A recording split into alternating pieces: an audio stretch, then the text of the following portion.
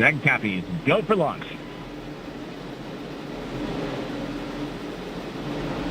Reports go. Crew reports go. Now about 30 seconds away from liftoff.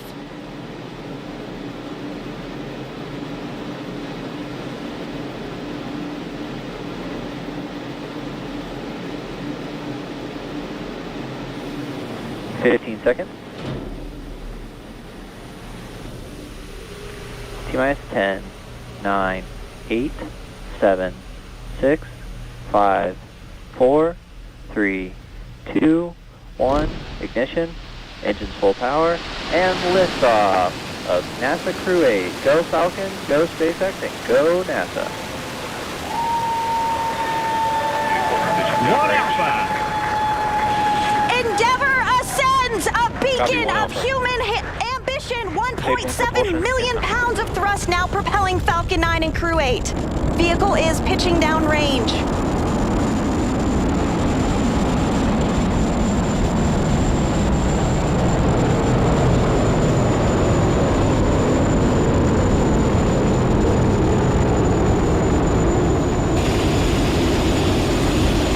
Nominal power and telemetry. And we are getting good call-outs on propulsion. Falcon 9 engines now throttling down to help pass through the period of maximum dynamic pressure. Falcon 9 is supersonic. With that call-out, we know that Falcon 9 is now moving faster than the speed of sound. Stage 1, throttle up. 1 Bravo. So with that call out, Copy 1 Bravo. we know that Falcon 9 is throttling back up, and that one call out for 1 Bravo means that we are in the second and final abort mode for the first stage, continuing to get good performance from Falcon 9. Now at this point, the crew are already pulling over 2 Gs. And with that call out, we know that that engine chill for MVAC, which is our second stage engine, has now also begun.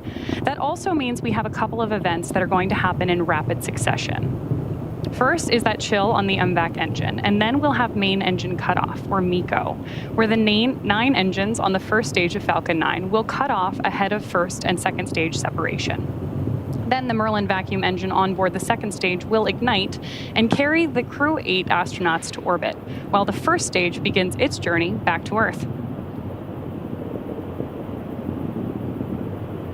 At this point in the flight, the 9 Merlin engines are starting to throttle down, and we're standing... There's that call out for throttle down, and we're standing by for MECO.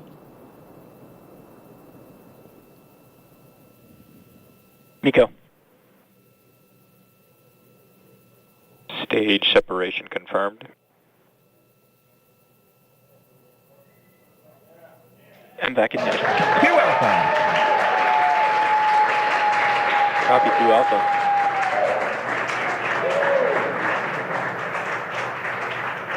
So those incredible views on your screen, and of course the cheering behind me, means that we have had successful main engine cutoff, stage separation, and ignition of our MVAC engine on board stage 2. We are also in 2 Alpha for the aborts if needed. Of course, that second stage is being illuminated on the right-hand side of your screen by our single Merlin vacuum engine on board stage 2. Now, the next milestone we're tracking is the stage 1 boost back burn on the left-hand side of your screen. And we are expecting completion of that burn in just about 10 seconds.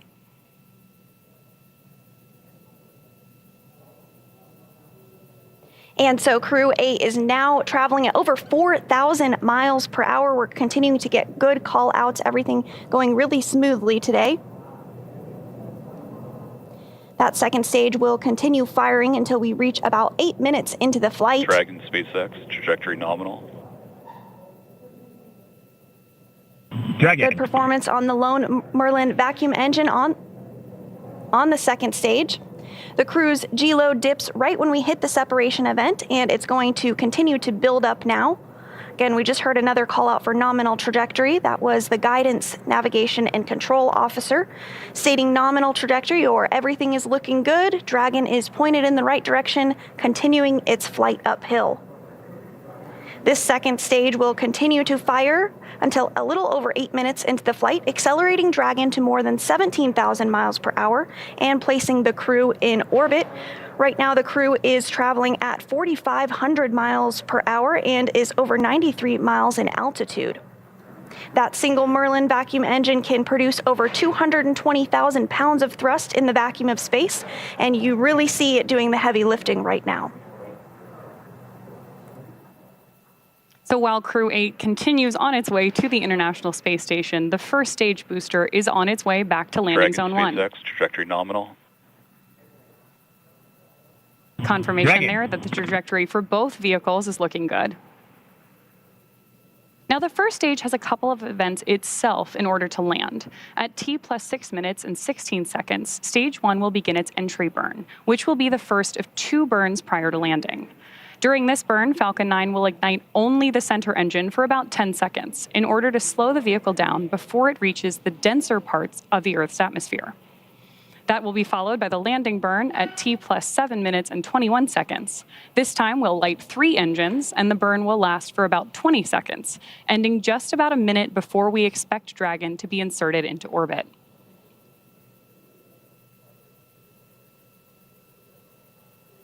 And so we did also hear a couple of different Dragon, ground SpaceX, station trajectory call-outs nominal. like Bermuda.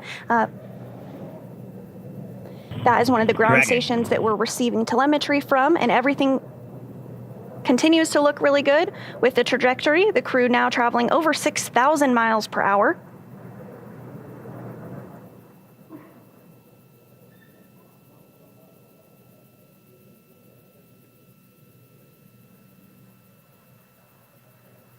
Again, this second stage will continue to light for a couple more minutes before second engine cutoff. At that point, the vehicle will coast for a few minutes before separation.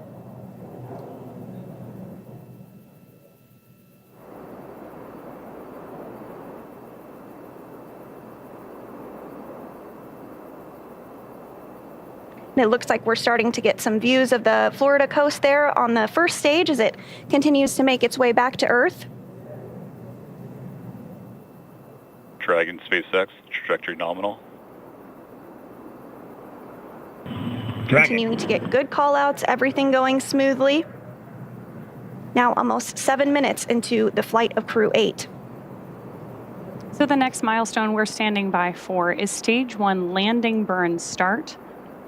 Again, as stage 1 approaches the Space Coast to touch back down at landing zone 1.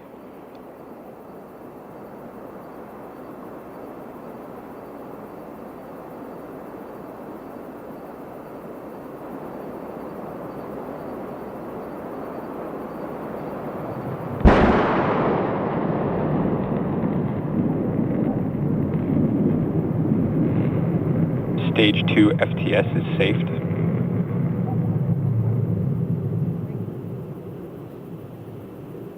And it is great to see that first stage back on Earth.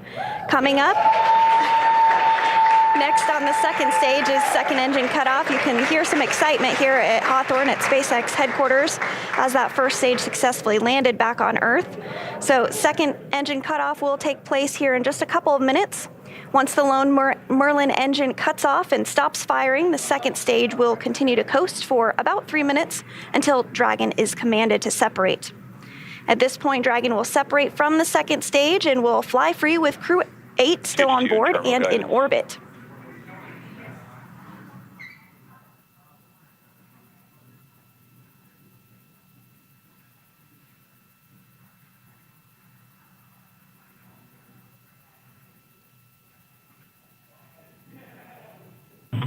Shannon!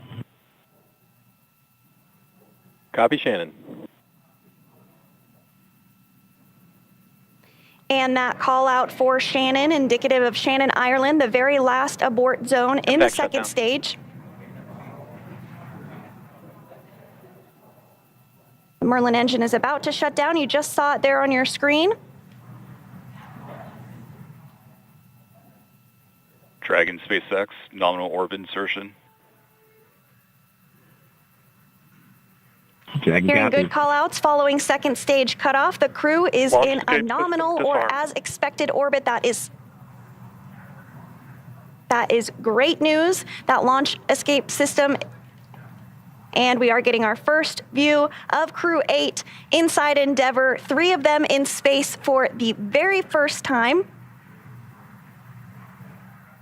So again, we'll continue to coast for these few minutes after that second stage just shut down. This helps to allow rates and motion to settle out.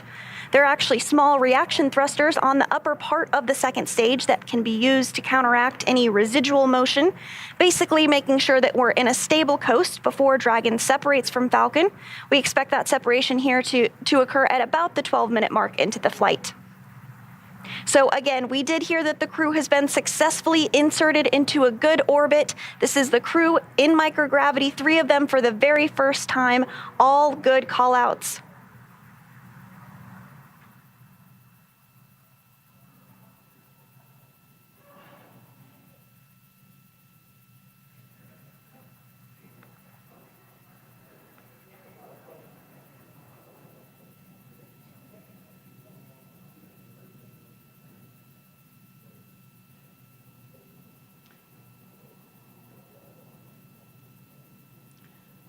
So right now, the second stage is performing a series of checkouts as we prepare to separate Dragon from stage 2.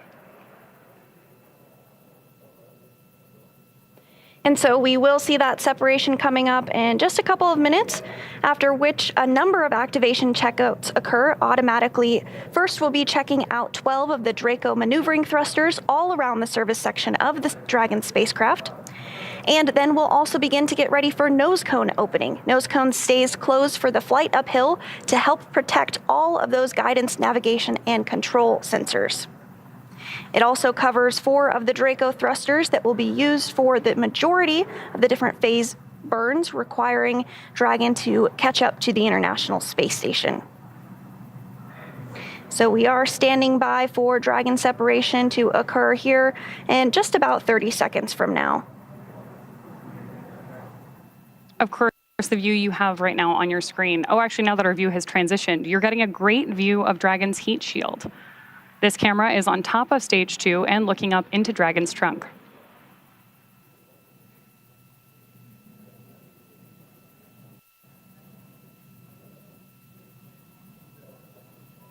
So if you're just joining us this evening, we had a successful launch of Crew-8. They're on their way to the International Space Station. The first stage has already returned to Earth and landed successfully, and the second stage has shut down, and we're awaiting separation, and you see it on your screen right there.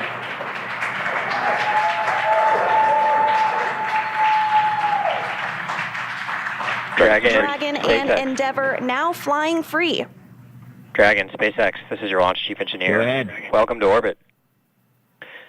It truly is our greatest honor for you to trust us to launch you into space. It's been a pleasure working with you, and we trust that all the science and work you're about to do will continue to move humanity further towards the stars. We hope you enjoyed the ride, and thank you for flying on Falcon 9. Please send our regards to Crew 7, and make sure to remind them you just wanted to be fashionably late. I'll hand it off to the launch director for a few words. Dragon LD, hope the ride was as awesome as a Cybertruck. Have a safe journey to the space station, and we look forward to seeing you when you get home. Thank you for flying SpaceX.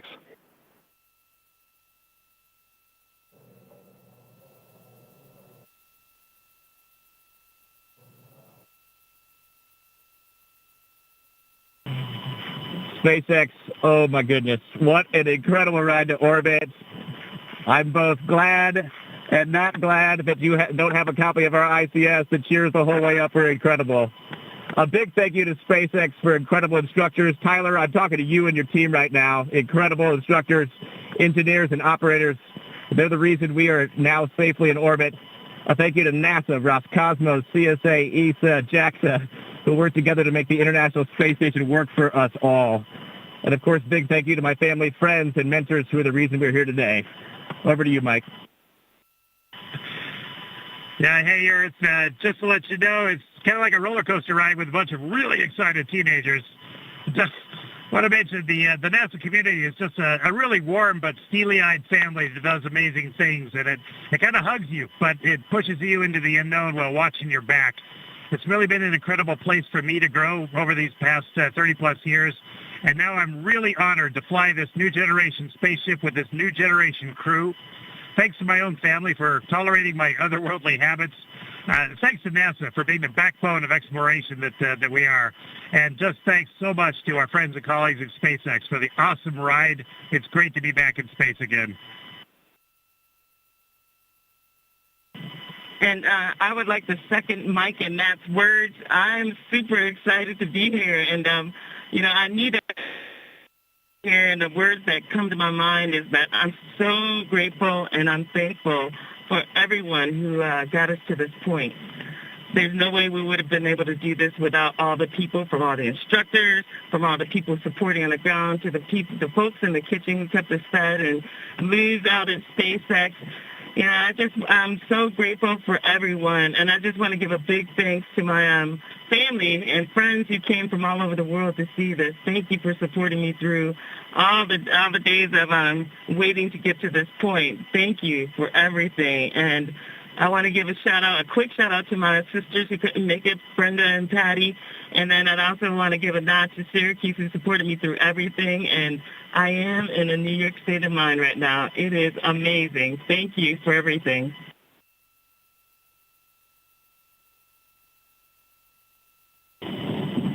Warm greetings to everyone from the orbit. I would like to express huge gratitude to Roscosmos, NASA, ESA, JAXA teams, and all who took part in preparation and implementation. A separate shout out to my family and friends. Thank you for your support. My sons, Serежа, Vlad, Sasha, be good. Кузбасс от Москвы. See you soon. Всех тепло приветствую с орбиты. Выражаю огромную благодарность коллективу Роскосмоса, НАСА, ИСА, JAXA и всем без исключения причастным к подготовке и реализации нашего полета. Отдельный привет передаю своей семье и близким. Спасибо вам за поддержку. Сыновьям Сережа, Влад, Саша, будьте молодцами. Кузбасс, Москве, до встречи.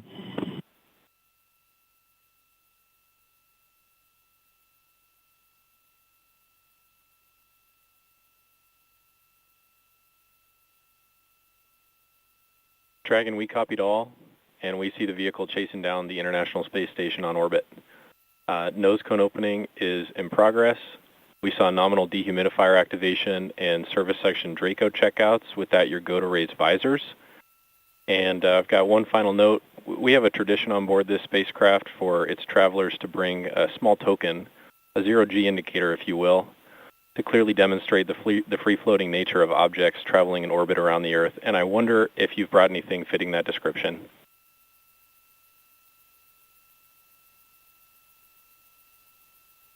Well, you should ask. Oh, man. So per tradition, we, of course, have a zero-G indicator. It's already been deployed. The significance of our zero-G indicator is not actually what it is, but who chose it. Many parents around the world have jobs that take them away from their children and families for long periods of time to serve their communities, their country, and the world. Military families are a prime example, but many jobs, including our own, share this trait. The choice of the zero-G indicator was given to my daughters to represent the sacrifice that children everywhere make while their parents are serving away from home. We chose to stuff the family dog, and she is free-floating here today.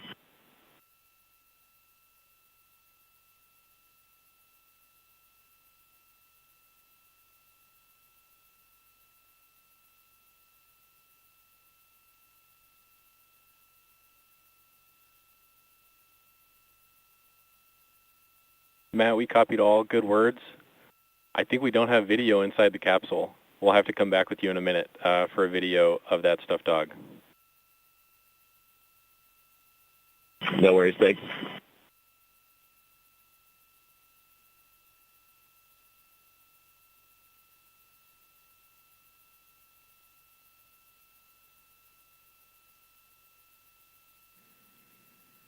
So right now on your screen, you do have that initial video of nose cone deployment. And again, the nose cone is opening to expose those 2 sets of hooks that Dragon will use to autonomously dock with the International Space Station.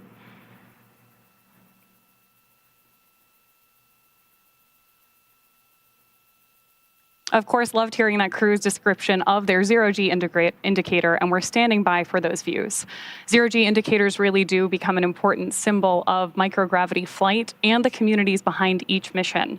So for those of you following along, you'll know that our first zero-G passenger was Little Earth on demonstration mission 1. Here's Little Earth on board Dragon on that DM-1 flight, and later on board the ISS. Today, just 5 years later, we've reached 50 people flown to space. From 0G to 50 in just 5 years is pretty incredible. And of course, here in Hawthorne, I actually have the real Little Earth that went to space safely back on Earth with us here in Hawthorne. Little Earth is a celebration of zero-gravity indicators, an essential component of space missions that help mark the transition into zero-G. From Yuri Gagarin's famous pencil to modern indicators like Little Earth and demonstration missions to Tremor the sequin dinosaur, zero-gravity indicators have become a way for all of us to connect with and celebrate human spaceflight. Human spaceflight has come so far in the last 5 years. SpaceX has launched 9 human spaceflight missions on behalf of NASA and 4 commercial astronaut missions. That's a total of 50 crew members to space since 2020, 34 on behalf of NASA and their partners, and 16 commercial astronauts, including the first all-civilian mission to space and the first all-private passenger mission to the International Space Station. In addition to flying people, SpaceX also enables researchers the opportunity to fly critical science to orbit. SpaceX and Dragon carried over 1,000 research experiments to and from low Earth orbit and the International Space Station, and transported over 300,000 pounds to and from the station since 2012. Researchers from around the world use the space station to address complex human health problems on Earth, studying disease formation, testing drugs and diagnostic tools, and examining the inner workings of the human body.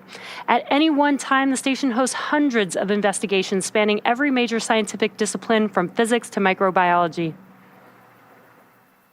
Every mission yields critical research and learnings that help make life both on Earth and in space better.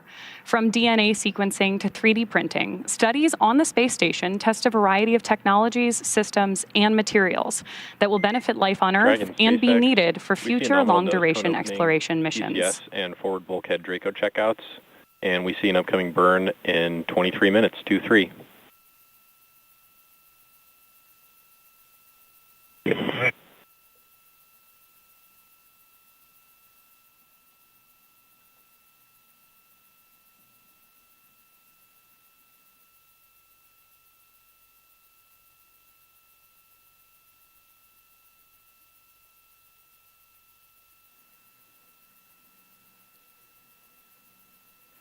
Getting great views of Crew-8 on board their capsule there and standing by hoping we might get a shot. There is their zero-G indicator.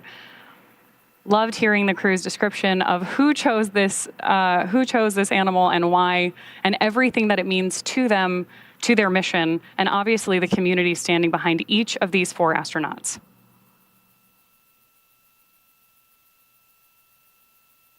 And in addition to that, we heard some great words from the crew expressing their thanks and excitement to be on orbit. Really great to see them successfully on their way to the International Space Station. We had a successful nose cone deploy as well as those Draco checkouts, everything continuing to go really smooth. So for now, we're going to end our coverage from here in Hawthorne until we pick back up with our docking coverage in about 26 hours. So for now, we're going to hand it back over to Megan and Raja at Kennedy Space Center to wrap up today's launch coverage. If you're just joining us, welcome to Kennedy Space Center in Florida, where we just watched Crew-8 liftoff from Launch Pad 39A. 3 NASA astronauts and 1 cosmonaut now en route to the International Space Station. I'm Megan Cruz. This is NASA astronaut Raja Chari, and we got to see an incredible launch. What a clear night. That was amazing. Dragon SpaceX. Cabin environment looks good for suit doffing, and we'll take the camera external here in just a sec. Your go for 4.012 suit doffing. And that's the question we were just talking about before we got back online was when are they going to actually start doffing their suits? Copy to go, 4.012 suit doffing.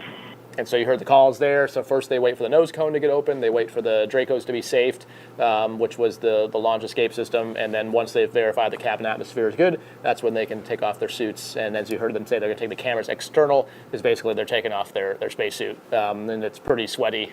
You've been laying on the back for a while. But you could hear it in all their voices, the excitement. And like you said, what an amazing night down here at the Cape. It was super clear. You could see. Dragon cameras are exterior. You could actually see the staging, and it was Copy external. Amazing view, and got to see the first stage come back, so it was a super clear night, and we got to see the second stage turn into just a very faint star all the way at Seco. Yeah, and it's great to see some friends launch of yours. You're really close with Matt and Mike, I understand, and really it's nice to see a launch because we really waited till T-minus 10 minutes to know whether or not we were going to go. Yep, yeah, and it's it's always exciting when it comes to space flight, even more exciting when it comes to human space flight, and just great to see the team come up with a technical solution, look at all the data. As you heard them keeping the crew informed, like we talked many times tonight, the core is the person and the Capcom that they are talking to, but there is literally hundreds of people talking on loops and making engineering decisions and trying to go back and look at analysis data. And so a great testament to the team tonight to pull all that data together, as they always do. Yeah, and to make sure that they're safe at launch and also re-entry. So great to see the launch again. And once they get to the space station, they're going to have a hand in some incredible science investigations. And here's Jasmine Hopkins with more on that. Thank you so much, Megan. That's right. We saw another beautiful, spectacular launch from here on the Space Coast. And joining us now is Dr. Ji from Emory University to talk about Project Eagle. So, Dr. Ji, what is Project Eagle? Our goal is to investigate the impact of space microgravity on human heart microtissues. These tissues are generated from stem cells, and they are a potential source of cells for cardiac regeneration. One challenge is that these heart stem cells are largely immature, meaning that they're not as fully developed as the heart cells in our body. So we are trying to find ways to push these cells to develop further, because transplanting immature cells could actually increase the risk of complications. The good news is that we found this heart muscle cells become more mature under ground-based simulated microgravity. And we would like to confirm that observation under real space microgravity. Right, so we're kind of taking what we've learned here on Earth and seeing if we can apply it in space. So with that in mind, we've been studying heart health in space for quite a long time now. So is Project Eagle going to tie into any of the other research we've already done? Great question. Yes. Actually, our experiment is built up on several interesting studies on the space station, including our own. For example, on the space station, heart stem cells or precursor cells grow faster than under standard gravity. So in our new experiment, we would like to learn if the beating heart muscle cells can develop further and become more mature under space microgravity. Right, so we're kind of taking that that research to the next step there. And of course, that's really important because we're looking at going even deeper into space. But actually, is, things like Project Eagle, could that actually help us on Earth? What we're learning in space for our heart, could that benefit our heart health on Earth as well? That's good. Another good question. Yeah, so we hope to learn, identify the molecules or conditions that can be helpful to promote the maturation of heart cells, because that could help us develop new strategies to push the cells become more mature on Earth. More mature heart cells are more reliable for repairing damaged heart, and those more mature heart cells are also useful for develop new medications to treat patients with heart disease. Right. Yeah. So it's great to see, we're taking it in space, also benefiting our life here on Earth. Thank you so much, Dr. Ji. We really appreciate you being here. Thank you. Of course. All right, Megan and Raja, back to you. All right, we're about to wrap up our coverage here, but I want to take one last social media question because this one is super cute. This one is from a 4-year-old, Robbie, and he wants to know, what will the crew do to pass the time on the way to the space station? Well, Robbie, hopefully your parents are typing for you and you don't have your own social media account as a 4-year-old. But it's actually probably the best time, both at the beginning of the mission and at the end of the mission, because on the ISS, your timeline down to 5-minute increments. So you're going. So this time in the Dragon on the way up and the way down is kind of the time to honestly look out the window, enjoy the fact that you're in space. For all of us, we've trained and spent most of our life getting ready for this moment, so actually getting to savor that and enjoy it. And you heard Mike Barrett talk about being able to look. He said it was like being in a roller coaster with a bunch of teenagers. So, it sounds like there's a lot of joy in that capsule right now. On the serious side, they are starting to probably be working with the cameras, taking some Earth observation photos, things like that. But it's mostly just starting to get the cargo ready so that when they do dock, they can be ready to go. They'll have to now start worrying about the rendezvous timeline, so they'll be monitoring the burn. So each time there's a phasing burn to get them closer to the space station, they'll be monitoring that and preparing for it. And then when it gets time to do the actual rendezvous, they'll get back in their suits and then start monitoring the systems and being ready to jump in for anything that's off nominal. So they do keep relatively busy. I was going to say, sounds like they're doing a lot over the next... There's plenty to be done, but it is a nice chance just to decompress a bit and enjoy the fact that you're in space. And there's some adaptation so that the ISS is a much bigger volume, so it's actually kind of helpful to use the Dragon where you're confined. You're pretty clumsy at first, and so you can't go very far without running into something and stopping. So you can use the Dragon as sort of like with training wheels, get used to microgravity before you get on the space station and go. So they can actually get out of their suits in these next 28 hours. Right. So when you heard them say they could do the suit doffing procedure, they're absolutely unstrapping, taking the suits off, putting on some more comfortable clothes, and probably depending on their timeline, they may immediately go to bed. They may have some time to eat and then get up later. So it all depends on the docking timeline. Okay. Well, thank you so much for that insight. And Robbie, thank you so much for that question. That's going to do it for us here on NASA TV. But you can follow along with Crew-8's entire ride to the station by listening in to real-time mission audio. And you can check that out by scanning the QR code on your screen. Or if, again, you're watching us on your phone, just screen grab the code, and then you can click on it later. Now, Matthew, Michael, Jeanette, and Alexander are on course to arrive at the International Space Station around 3 a.m. Eastern Time on March 5th, so Tuesday. On-camera coverage of docking and arrival will resume about 2 hours before on NASA TV. And that's really always fun to watch, Oh, Raja. yeah, absolutely. Just the faces of the crew. I think we showed some clips from earlier before, but it's both exciting because they're coming onto the space station. It's so bizarre to have trained so much at Johnson Space Center in the mock-ups and then see the real thing, and it's upside down or sideways, and just your mind trying to take that all in. And I guarantee the smiles are going to be huge. As you saw, Laurel's excited to see him. Everyone's excited to see everyone. It's a really weird family reunion when it happens in space, but it's probably one of the most fun ones to have.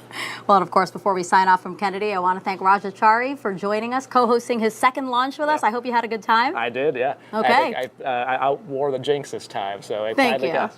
I appreciate that. What we're going to do is sign you up for Crew-9. That's right. You heard it here, folks. Crew-9, Rajachari co-host. And a huge thanks to all of our guests for joining us today, but most importantly, thank you all for watching. And you can keep up with any updates on this mission using the online resources we're going to put on your screen right now. For everyone here at NASA and SpaceX, have a great morning or evening. It's still 11:25, and we'll leave you now with a look back at highlights from Suit Up to Liftoff. Inside the Suit Up room, where we see our 3 astronauts and 1 cosmonaut. And the point of this card game is so that the commander loses, to use up his bad luck. Here they come, Crew-8, taking their first steps outside before their journey to the International Space Station. Crew is departing from the Operations and Checkout Building across Kennedy Space Center to Launch Pad 39A, walking over to get a good look at their ride to space. Commander Matt Dominic, pilot Michael Barrett walking down the crew access arm. See, the techs are making sure their helmet is protected on the way in. Jeanette Epps, Alexandra Gravenkin, our 2 mission specialists for Crew-8, walking on that sticky tape to grab anything before they ingress as well. We see 4 seats in the launch position. They're closing the hatch now. Full power and liftoff of NASA Crew-8. Go Falcon, go SpaceX, and go NASA.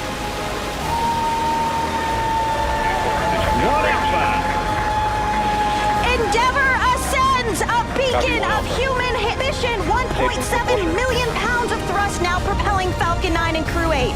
Vehicle is pitching down range.